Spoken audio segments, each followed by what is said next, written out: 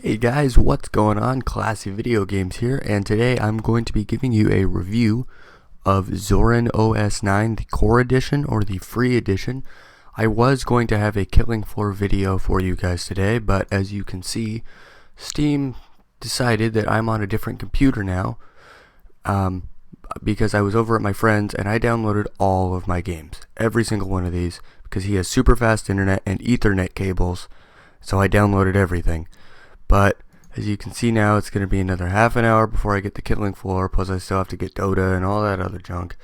So I'm just going to let that run in the background so it can hopefully be done relatively quick. But anyways, look forward to some Killing Floor, and I would say Dota, but can't really record that.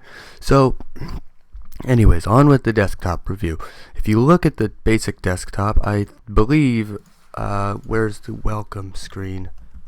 Because there was a welcome screen. Was there not a welcome? Okay, I guess there wasn't. No, there was an install screen. Sorry, when you were recording, they had the slideshow. But no, you look at this screen, and it's not too far from Mint. It's not too far from Windows 7 even. It's not far from a lot of things that Windows users would be fairly comfortable with. And from what I've seen on Twitter and from what I've heard on forums, this is kind of what he was going for, was a Windows user-friendly feel. He wanted it to actually have the option to look like Windows, so people migrating to Linux from other operating systems could easily do that. And I think that that is a good thing to have on deck, and I like it, but I like it probably for that reason, because it's very comfortable for me as someone who came from Windows. Aside from the Steam thing, I haven't had any problems with it. It's run great, and the Steam thing just happened a minute ago. Like, it worked last night, and all of a sudden it just said, "Oh, hey, are you using a new computer?" So I'm thinking it might have something to do with the Wi-Fi. But no, it's very, very easy to get around. It's very, very easy to understand what it is you're doing. Like, if you wanted it, I don't know. So anyways, speaking of, now that I've showed you the Zorin menu, let me show you this in detail. So, as you can see, we have some very nice, easy to understand menus here. We have places, software, and the usual. It's all categorized. And then off to the right, like you would expect on Windows, it has like your home folder, documents, music. It kind of categorizes the stuff that you use a lot. Actually, speaking of that, that's me recording. But right here, I was trying to get this set up, but if you look at it, like up close, it would have actually taken this operating system and made it look exactly like Windows 7, which I thought would have been kind of funny to have, like see, that's very Windows 7-esque, this picture here, the preview for the theme I'm trying to figure out how to install. I just thought it would be funny to have everyone be like, "Oh, why is he reviewing Windows?" But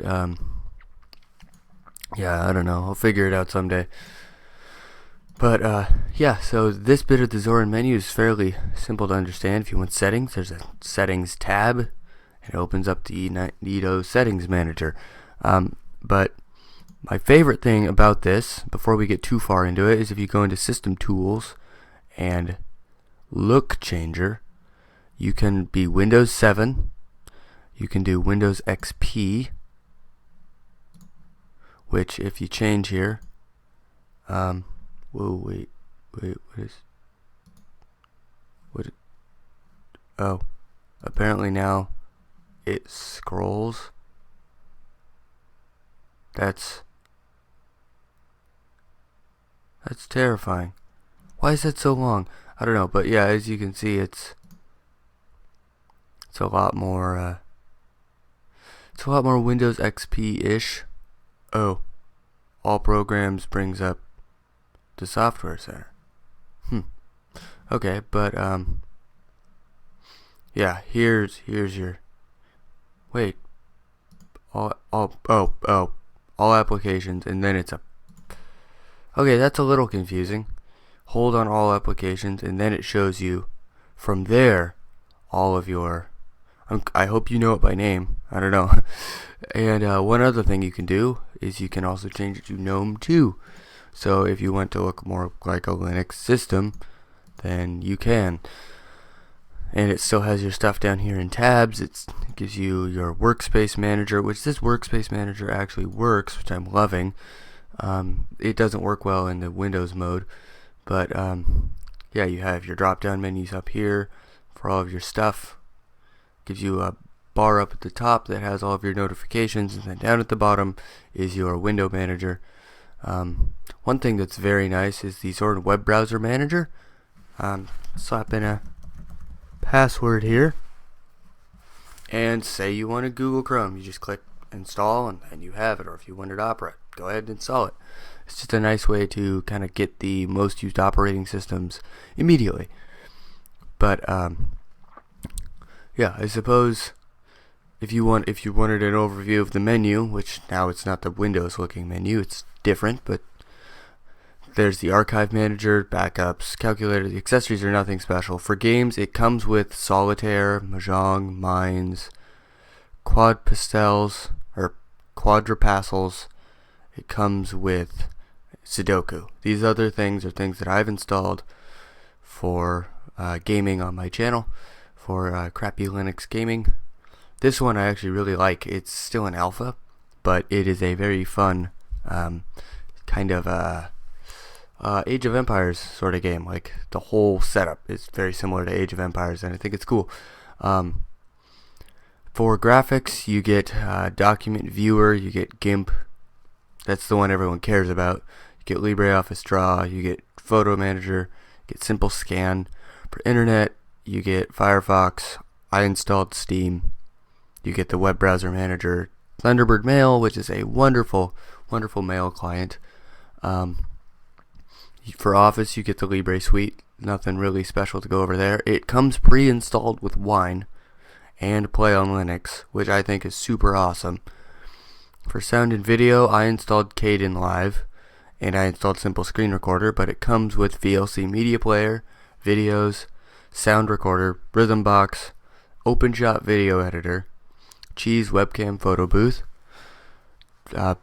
and Banshee I had to install because did I? I don't know. I know one of the operating system I used. I installed Banshee. I'm not sure if it was this one or the last one, but whatever. And it comes with Zero Disk Burner, System Tools. There's your administration, user accounts, stuff like that. Preferences. It comes pre-installed with Compiz, which I think is really cool. So as you can see, my windows are kind of wobbly.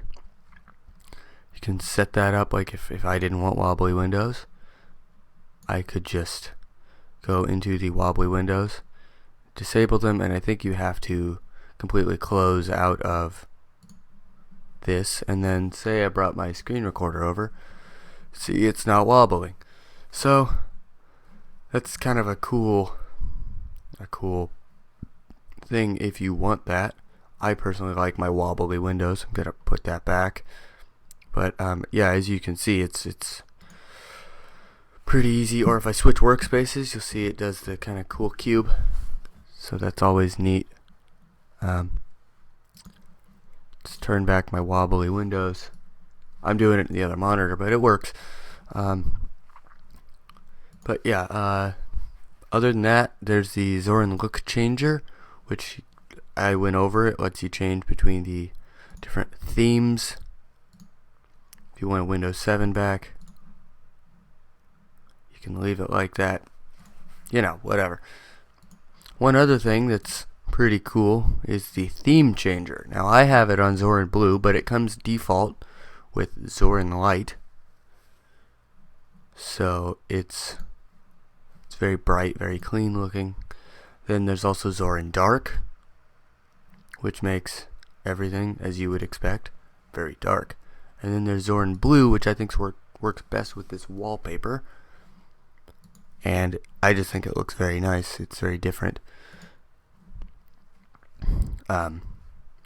So yeah, that's something to keep in mind if you open up the Software Center here, which has been open a couple times now. But you'll see it is the same Software Center as Ubuntu. This is the Ubuntu Software Center because it uses the same software center. So it's like super great for those of us who have used Ubuntu and transferred over here, because if I wanted any game I played on there, if I wanted any, it's very well organized, really, the software center. But like, for an example, say you wanted a new internet browser, and the 4 that it comes with to download automatically weren't what you were looking for. You wanted something different. So you open your software center, and down on the side here, you find internet. And you're looking for web browsers, so you click on web browsers. Here are all of your web browsers. Pretty simple. Well, not all of these, but the top few. Say you wanted incognito. You could open that up. Small web browser I created myself. It's just a simple little... Wait. It's free. But it says buy. What is that?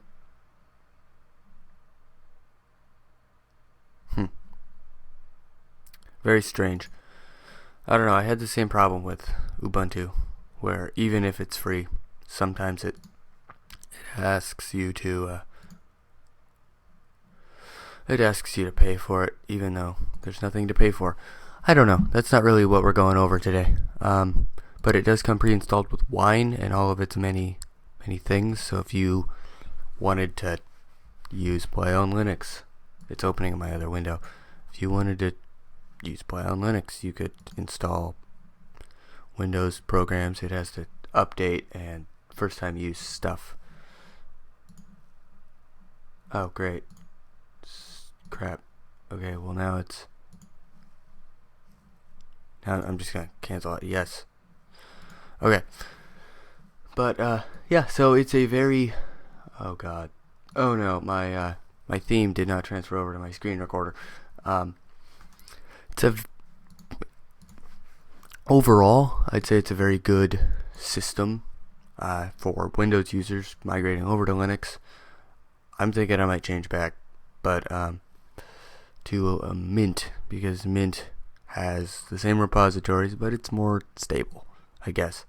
This one seems a little beta-ish to me, as in, since I have dual monitors, sometimes if I make something full screen, it'll leave a bunch of lines on my other screen, and that's not very pleasing. And then, as you saw, I clicked on that window 3 times before it did anything. That's not normally a problem, but I don't know. You can also get Minecraft. You have to download it. You just download the jar file from Minecraft.net, right click it and tell it to execute to run it as an executable file, and it doesn't get the cool icon, but as you can see, you click on it and give it a second because I'm downloading stuff. But as you can see, it's unpacking all of my things, and it starts up just fine.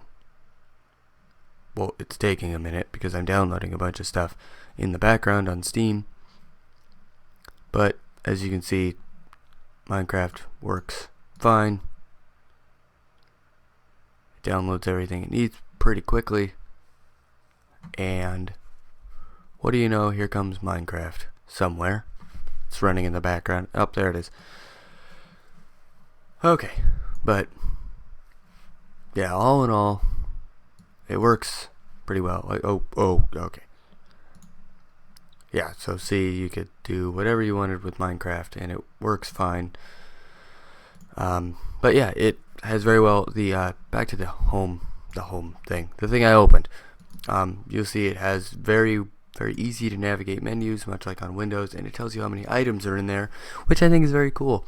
I tried to install iTunes, but it says you need Vista, which I'm like, hey, well, I'm using freaking 7, and it's like, no, you're not.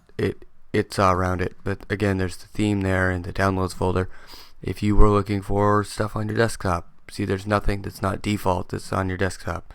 Want to dig into your Steam files? Here you go. Want to go into your Steam apps and look at all the crap that's downloading for the Killing Floor? You can go look at that. But yeah, overall, it's a very clean, very nice interface. Um, Nothing too fancy going on with the Office suite. I would highly suggest this for newer users or people who really want to stick with a Windows feel, because this is going to do it for you. This has everything a Windows user would look for. It's very simple. It's very clean. Oh, I can't spell today. It's very clean. It's very nice. God, I just can't spell today. But yeah, nothing really special or fancy about it. It's just a nice, clean user interface. So I would highly suggest this to any Windows user who wants to come over to Linux, or if you're just new to Linux, if you've decided to switch full-time like I have, and you just want something easy to use, I would highly suggest this operating system. So thank you very much for watching, and I will see you in the next video. Bye-bye.